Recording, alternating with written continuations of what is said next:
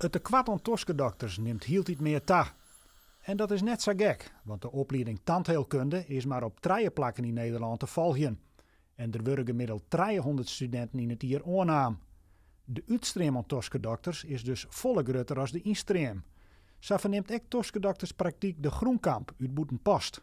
Plotte tandartsen die zullen met pensioen gaan de komende jaren.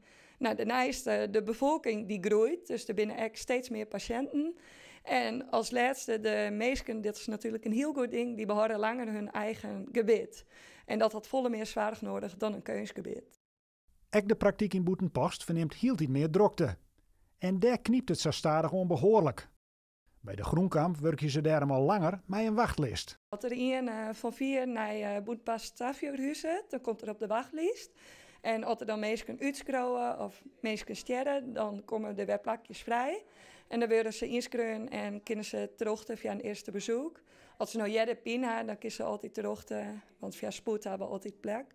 En bijvoorbeeld mensen uit de regio die een nijentandarts zou willen, maar al een tandarts in de regio hebben, die nemen we eerst net aan en die komen dan echt op een soort verlengde wachtlijst. Dus dat kan wel jerend worden dan.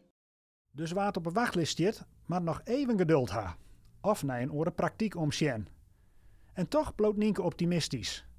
Met de opleiding in Greensticht bij hoopt ze het tekwart aan toskendokters moeten erdoor te houden. Echt bang ben ik er net voor, want ik denk in oplossingen. En we hadden geluk dat Greens, maar Jellehoerke hier vandaan is.